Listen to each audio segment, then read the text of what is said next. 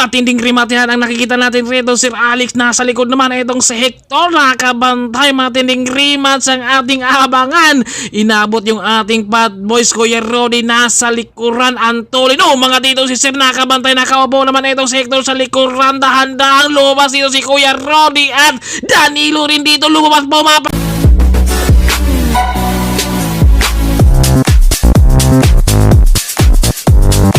Magandang banatan sa patag na may kunting ahon ang ating 60 above category.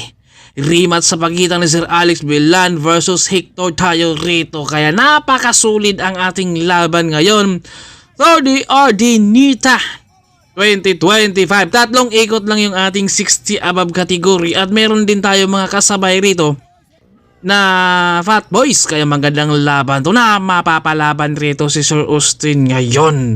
Andito rin ang anak ni Kuya Emilio, naka white na jersey at pakiramdaman mo ng ating mga Fat Boys dito, nag-aantay, nag-aabang kung sino ang magtatrangko rin dyan, dahil hindi mo rin pwede na trangko ka rin dyan dahil kailangan mo ring dumiskarte.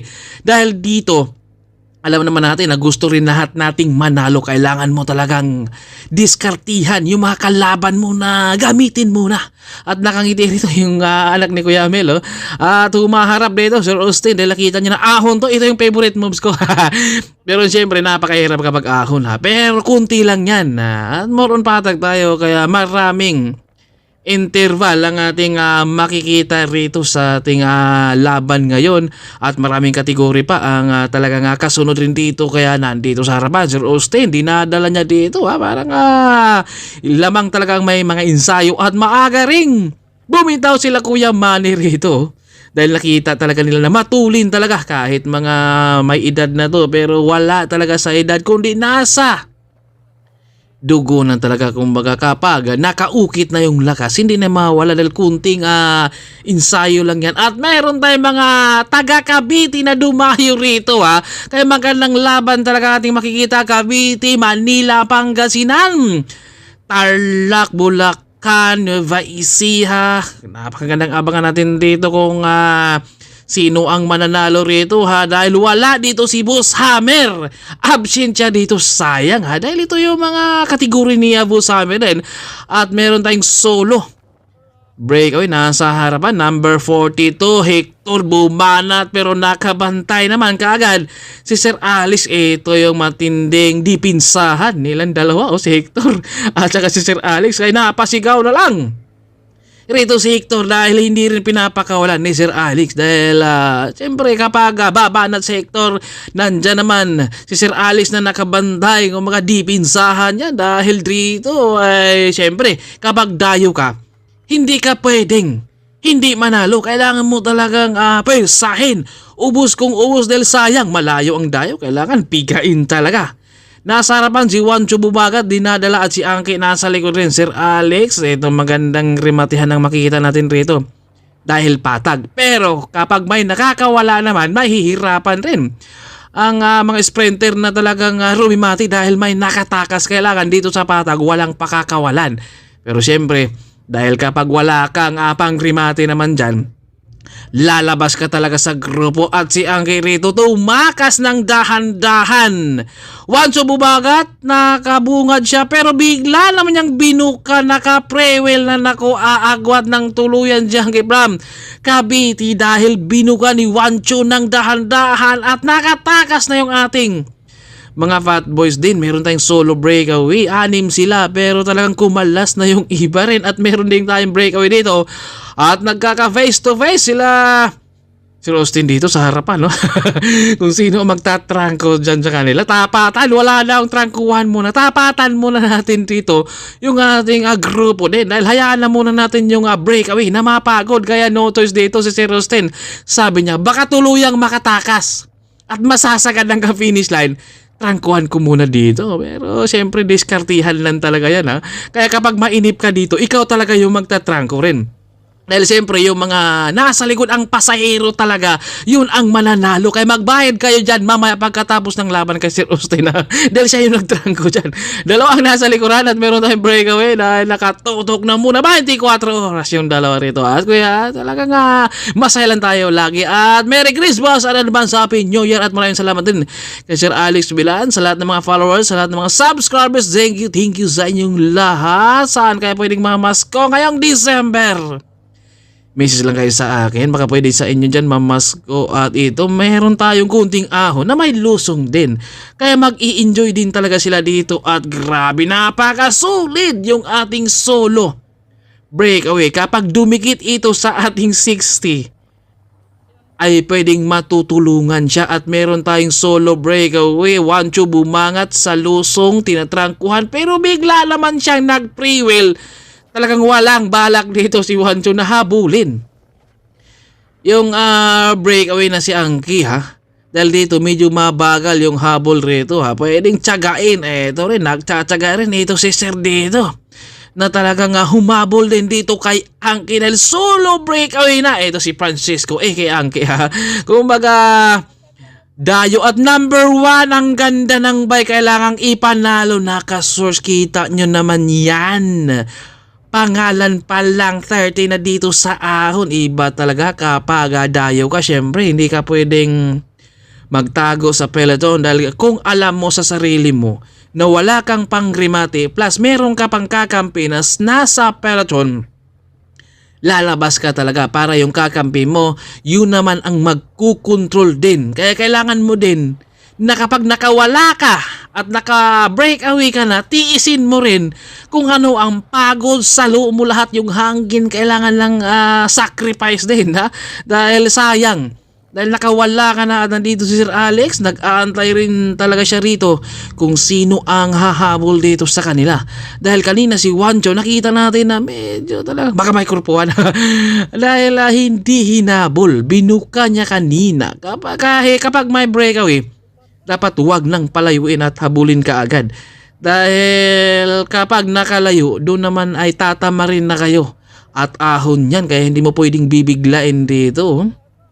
Kaya magandang abangan natin rito, Sir Alex. Nasa likod din si Hector, nakabantay lagi rito. Talagang binawian at nandito si Sir sa kalikuran. Ramdam niya dito yung kanilang tuli. Napakahirap din talaga dahil wala sa edad kundi nasa tuhod, nasa sipa talaga yan. Juancho, binuka na naman niya, wala talagang gusto humabol dito. At kapag merong tatlong magpapalitan rito, kayang dikitan yung solo breakaway dahil mas malakas ang pwersa. Yun nga lang, nakabungad yung kakampi dyan sa harapan ng peloton. Kaya yung kanyang kasama na si Francisco, si Angki, ay talagang makakawala ng tuluyan yung solo breakaway natin dahil kakampi ang nakabungad kanina. Bumungad ng dahan-dahan na sana pero talagang hindi tinuloy. Grabe, tapatan at dipinsahan talaga si Hector dito saka si Sir Alex dahil kanina nakailang beses din bumanat ito si Hector Talagang si Sir Alex nakabantay ka, Jake, di ka agad dito dahil syempre malakas ang mga taga-Pangasinan. Kaya kailangan talaga na hindi pwede pagbigyan din dahil syempre dayo tayo. Kailangan ilabas ang tunay na ensayo. Yun nga lang, itong mga kategorya na to ay hindi na yan madalas mga nag-iinsayo dahil may mga trabaho na yan. Yun nga lang, kapag may laro ay dito na daw sila nag-iinsayo sa loob ng karera rin. May bumanat sa kaliwa ko, wala dito si Busamer, absent. Kuya Rudy rito nagtsatsagang humata. Kunti lang yung agwat niyan kapag may papalit dyan, dalawa rito. Aabutan yung solo breakaway. Yun nga lang, isa lang talagang nagtyaga si Rustin. Hatak niya rito rin. At meron tayong solo breakaway rin sa kanilang kategory, ang Pat Boys. Kaya abang yung mga nandito sa likuran kung didikit. Pero kapag hindi nila inabutan yung ating solo breakaway, masasagad na kaya hanggang Cavite kay Yani Angge. Ito, may bumanat na naman dito sa harapan. Napaka-agresibo talaga ang mga dayo. Siyempre, talagang kapag dayo ka, hindi ka pwedeng mamanatili lang muna sa peloton. Kailangan mo rin talaga na ilabas yung ensayo mo dahil hindi ka naman pwede dadayo dito na wala kang ensayo dahil sayang yung punta mo, yung biyahe mo, na malayo, kailangan mo rin talagang makikipagsabayan, ubus talaga. Sabi nga nila, pati pang tubos daw.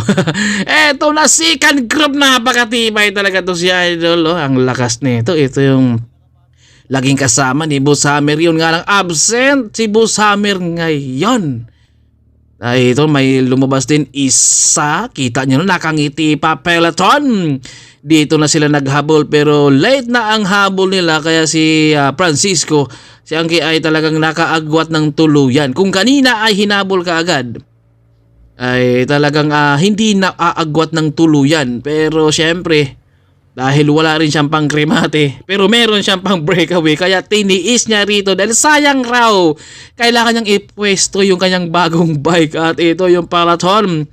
Nag-aabang rin yung mga nasa likod nito at nag-aantay na dumikit, pero kapag wala talagang papalit dyan sa harapan at tuluyan na kukontrol ng kakampi, at kapag nakausad sa pangalawang ahon rin, ay mahirapan ang abutan si Angki. At ito Sir Austin, bumanat rin, napahabol dito yung kanyang kalaban ngayon, dahil dito sinubukan ding tiisin rin ni Sir Austin yung kanyang solo breakaway, dahil kanina nagkaka-face to face sila kung sino magtatranggo. Kaya dito ay naisip ni Sir na kailangan kong suluhin muna to, dahil baka sakaling makakawala ako at matiis yung aking speed. Pero dito, dahil may ahon plus malakas pa ang hangin, kaya salo mo lahat talaga. Kumbaga, yung impact ng hangin nasa iyo talaga at napakasulit yung sipa, pero ahon. Kaya ito naghahabol, kaya natulungan rin itong Pat Boys dito sa mga 60 above, kaya tumulin rin dito, kaya naghahabol din talaga sila. At Wancho, grabe, nakabantay talaga itong si Hector dito sa likuran ni Sir Alex, kaya yung ating solo aabutan pa kaya o talagang makakawala na ng tuluyan dahil hindi na nila hinabol. Dahil wala talagang gustong makikipagpalitan at walang pumersa dito sa Peloton para hatakin, dahil nakabungad ang kakampi rito, kaya talagang agwat ng tuluyan. Kaya rimatihan ang ating Peloton. Sino kaya ang magiging second, third, fourth? Dahil meron tayong top 10 rito. Lumabas dito Pat Boy sa harap, at dito na nagkakabanatan na rin yung ating Peloton rito.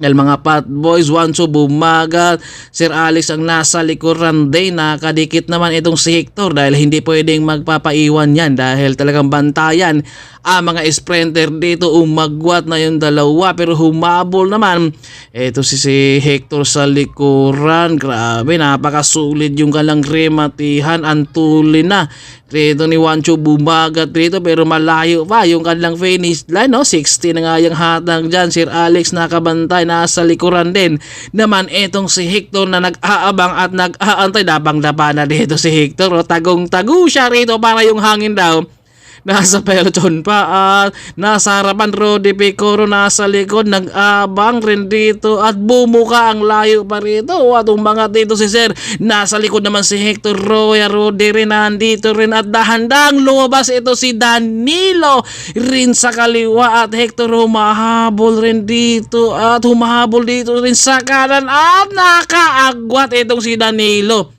Siya yung ating pangalawa. Diyan pang-apat doon si Hector. Sayang yung buwelo ni Wancho bumagat. Ito yung nag-champion sa Pat Boys dahil inabot rin si Sir Austin. Sayang yung kalang rimatihan.